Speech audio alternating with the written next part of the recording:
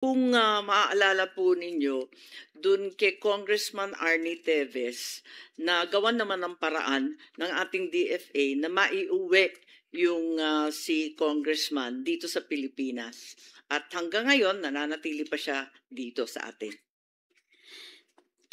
Opo, pero si former Congressman Arnie Teves po ay hindi naman po nag-expose ng ganung napakalaki pong mga pangyayari na nakapagdulot po ng kalungkutan sa ating mga mamamayan. Totoo po yan at alam niyo na sang-ayon po ako sa sinasabi ninyo. Magbigay po tayo ng mas akmang halimbawa, Mr. President.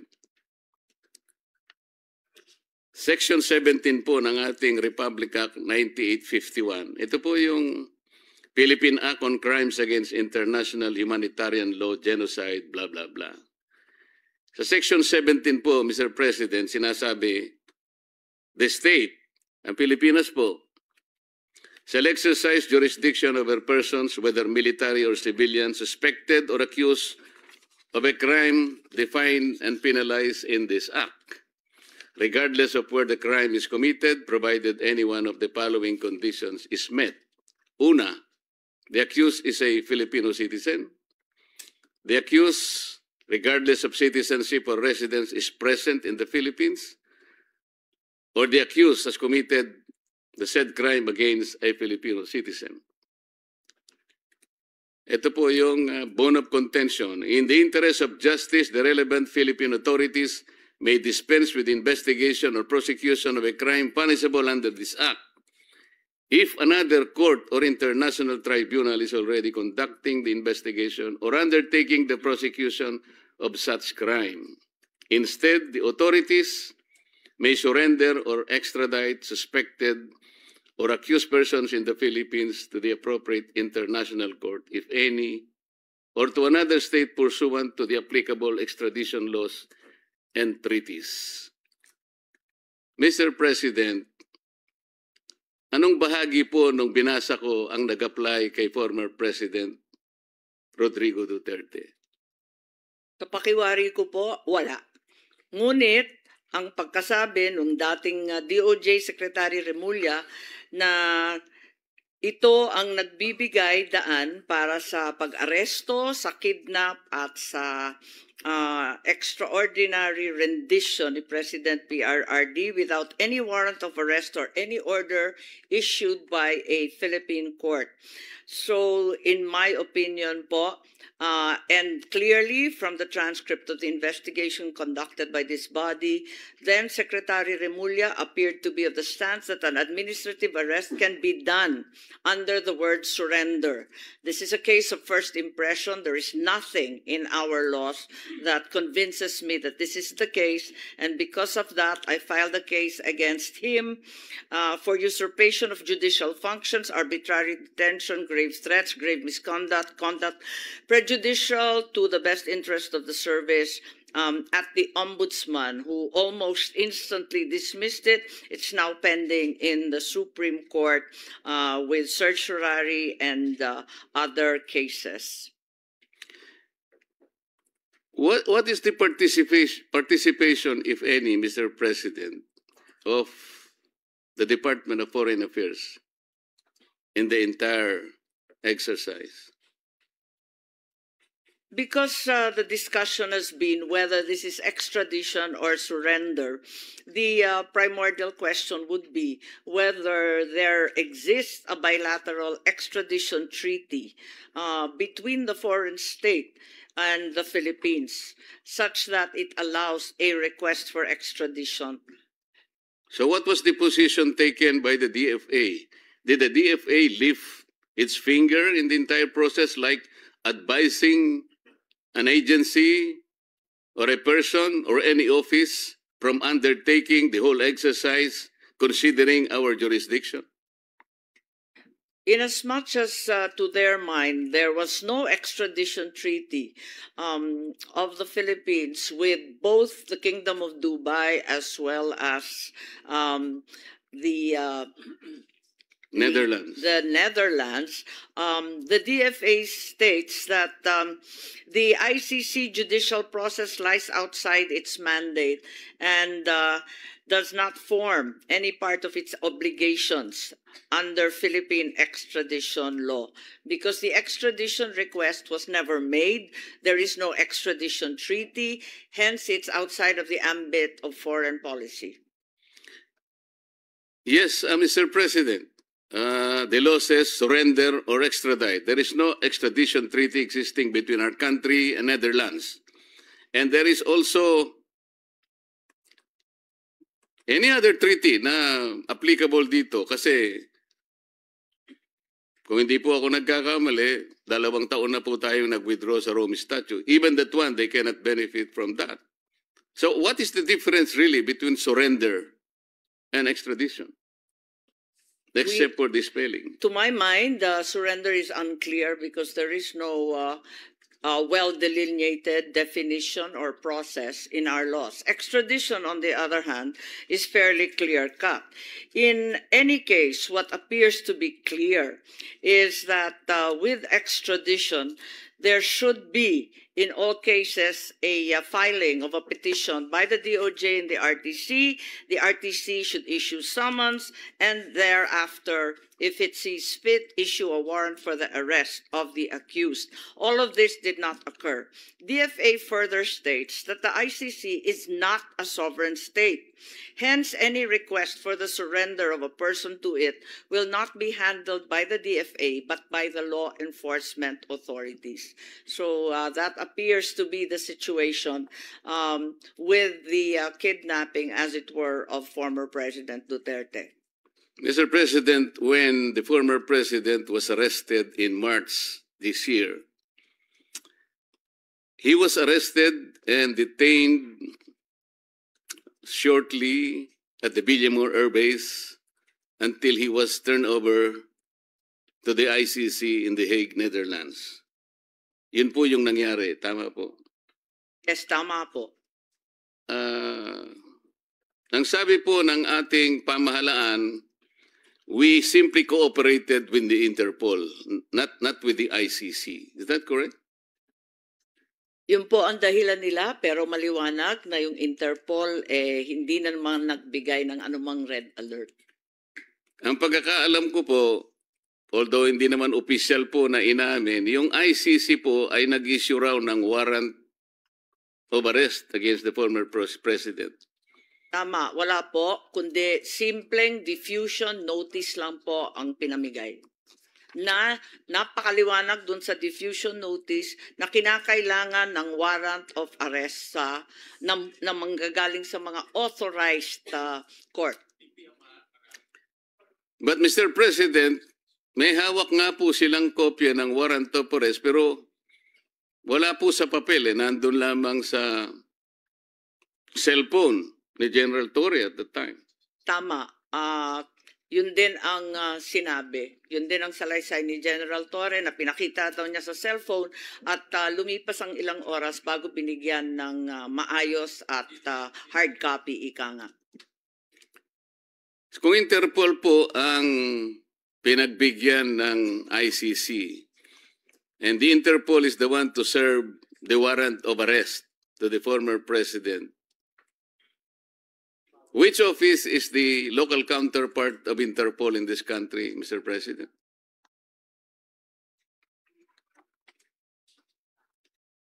Ang ICC warrant dapat hindi enforceable po dahil maliwanag nga na yung Interpol, unang-una, nasa konstitusyon nila dun sa Section 3 or Article 3 kung naaalala kong tama, hindi dapat manghimasok o makilahok kung ang kaso ay political. At maliwanag na politika ang pinag-uusapan dito. So, yun nga ang nangyari at hanggang ngayon ay nakakulong pa rin ang dating Pangulo. Tama po kayo, Mr. President.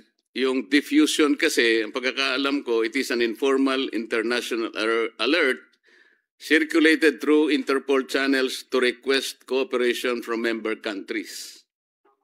It corresponds to the notices like May color-coded pala to eh. Red, yellow, blue, black, green, purple, and orange. If they must comply with Interpol's constitution rules of processing the data. Sa mga tweet, wala pong ibinigay sa Interpol na warrant of arrest, Mr. President. Tama po ba yun? Ang sumunod ay yung ICC warrant of arrest matapos yung Interpol. Pero- Yun ang pagkaintindi namin. Pero maliwanag na wala na tayo sa ICC. So ang pinaglalaban noon ni Solicitor General Nards Guevara, talagang walang jurisdiction ng ICC sa Pilipinas. Unang-una po kasi, kung babasahin po natin ang isa sa provision ng Rome Statute, sinasabi ron, ang isang citizen na inaresto sa estado, meaning our country, ay kinakailangan dalhin siya to the nearest judicial authority. Tama po. Ang pagkakaalam ko po, pag sinabing judicial authority, korte po yun. Pero ang nangyari, Mr. President, dinala siya sa Villamor Air Base. Sa aking palagay ko po, kahit anong gawin natin, hindi po siya magiging representative ng ating judicial authority. Tama po ba yun? Tama po. At maski yung DOJ, pati yung Prosecutor Fadulion at yung iba pang nandun sa Villamor, ay hindi maaring magpanggap na sila ay korte. Hindi nga po kasi yung DOJ po, executive department po yun. Ang pagkakaalam ko po, ang Judicial Department po, ito po yung mga korte. Kaya malayong malayo po at hindi nila tinupad mismo yung provision ng Rome Statute. Ngayon, Mr. President, ang tinatanong ko po kanina, kung yung Interpol ay wala sang kopya ng warrant of arrest, paano po nagkaroon ng warrant of arrest si General Torre para siyang mag-serve sa dating Pangulo? Saan po galing mismo yung warrant of arrest? Yes, ang pagkaalala ko dun sa hearing, pinadala electronically ng ICC dun sa kanilang counterpart dito sa Pilipinas, which is the Philippine Council for Transnational Crime. Yan nga po. If the local counterpart of the Interpol is the PCTC, sila po dapat ang nag-serve ng warrant of arrest. At sila din sana ang nagbasa ng Miranda rights. Ang nangyari po, baligtad eh. Ang nag-serve po ng warrant of arrest is General Torre, siya pa yung nagbasa ng Miranda rights.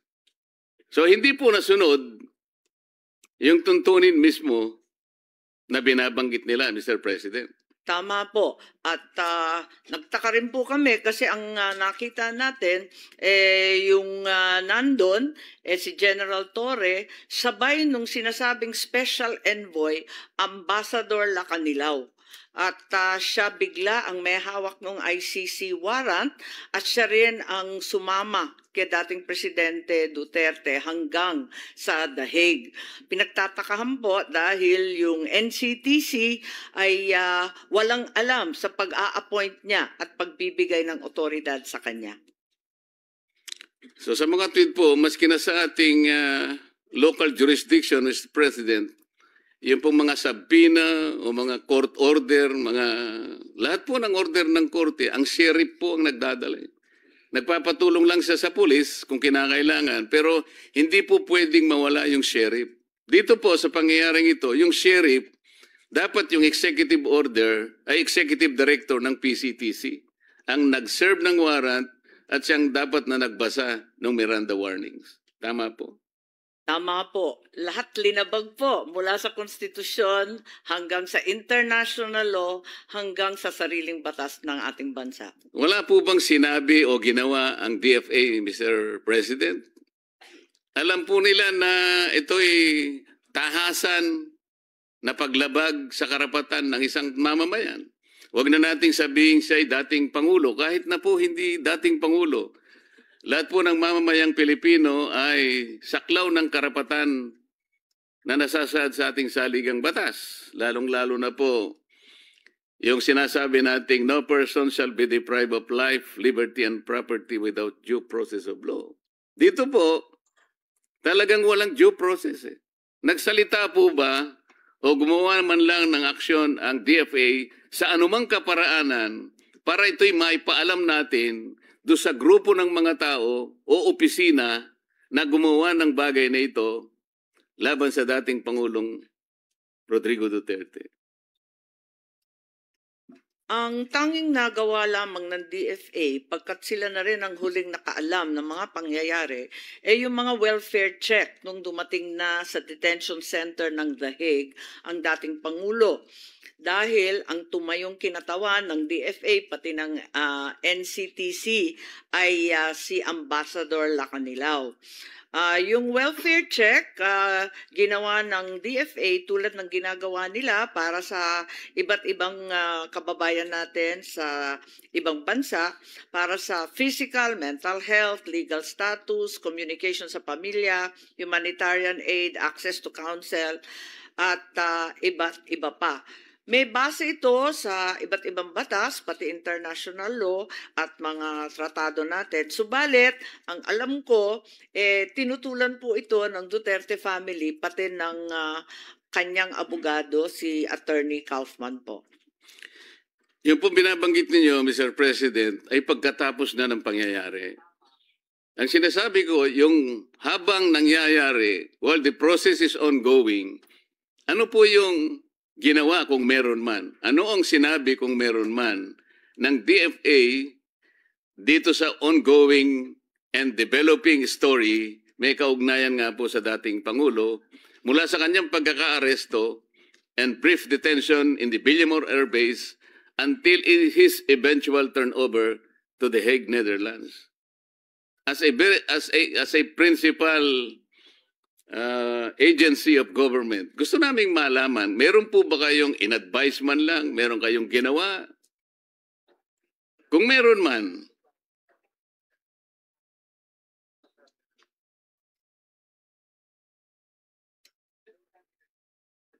yes, sa pakikinig ko sa DFA, hindi nila nabalitaan itong mga pangyayari, kundi tulad natin, nakatutok lamang sa telebisyon at sa radyo hanggat tapos na ang lahat.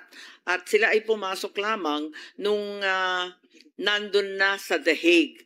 At eto nga, sinubukan nga bantayan ni Ambassador Malay doon sa The Hague, Malaya, para sa mga welfare check na gagawin. tama po ba yung narinig ko, Mr. President? Hindi po nalalaman ng DFA ang nangyayari? Wala po Noong araw silang, na yun? wala daw silang alam. Tinanong ko, pati yung Dubai, hindi rin nila nalaman. At yung tropa daw sa Dubai, hindi rin sinabihan. Ganon din sa paglapag sa The Hague. Kahit na po yung mga grade 1 pupils po, alam po nila yung nangyayari noong araw na yun. Bakit po ang DFA wala pong nalalaman sa nangyayari? Sa kaganapan. Totoo po bang wala kayong alam?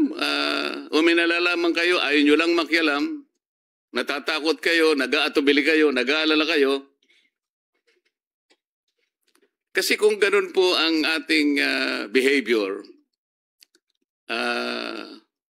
hindi po tayo nakagaganap nung tungkuling inaasahan sa atin ng ating mga mamamayan. Ang Department of Foreign Affairs po, may malaki ang kinalaman dyan sapagkat magta-transport kayo, magta-turn over kayo ng isang mamamayang Pilipino, nagkataon na dating Pangulo ng Republika ng Pilipinas, wala kayong nalalaman, hindi nyo alam ang nangyayari. Paano maniniwala ang tao sa inyo, Mr. President?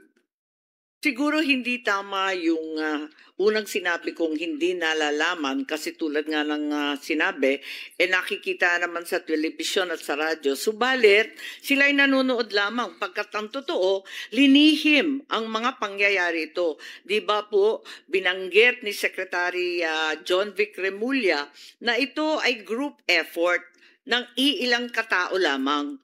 At sila-sila lang ang nag-uusap. Hindi naman na dinamay ang DFA, hindi naman sinabihan yung mga ibang dapat na nandun, yung National Transnational Council at Transnational Crime Council, hindi naman sila sinabihan eh. Iilan lang talaga ang napiling nandun. Nakakatuwa pa nga dahil yung Villamor, kung tutuusin, talagang Air Force facility. Pero ang nag-take over yung PNP at naging caterer na lamang yung Air Force. Hindi rin daw nila alam. Sana ay magkaroon kayo ng magic, Mr. President. Mapaniwala ninyo ko doon sa ganong kababaw na pangangatwiran na talagang hindi nila alam. Palagay ko po, alam ninyo, ngunit nag-aatubili talaga kayo eh. Kahit na hindi po kayo officially informed, inintay po ba nyo yung merong magsabi sa inyo officially? O, kailangang makialam kayo rito. O ano bang posisyon nyo rito? Pagtulungan natin ito para sa ganon ay maayos nating maproseso lahat ito nang walang masasabi ang mamamayan. Wala ba kayong ganong katungkulan na makialam kayo? Ano ba kayo? Yung kailangan lang may mag-notify sa inyo kahit nakikita ninyo na maaaring may batas na masasagasa dyan, dadali ng isang tao sa ibang bansa. Meron ba siyang visa doon? Sino ba ang sasama sa kanya? Bakit ang sumama sa kanya ay tao ng SETC? This is the Special Envoy on Transnational Crime. Hindi siya yung PCTC. Bakit siya ang sumama sa dating Pangulo, hindi yung Executive Director ng PCTC? Hindi nyo ba alam yun? Opo. Alam din naman, nabalitaan na rin siguro ng DFA, subalit tumatalima sila dito sa kanilang mandato na tutulong lamang sila sa executive. Yung kasi ang nakasulat sa batas, sa Commonwealth Act 732, RA 708, 7157, na siyang nagbibigay buhay sa DFA. Advise and assist the President in planning, organizing, directing, integrating, evaluating foreign relations. Yun lang po. Sa pakiwari nila at sa pagkaalam nila, hindi sila sinabihan o pinasama dito sa group effort na sinasabi ni Secretary Remulla. Masyado namang napaka-parokyal po nung tinuntun po ninyong argumento, Mr. President. Mas mataas pa po ba sa Constitution po yung sinasabi ninyong pinanggagalingan yung legal basis?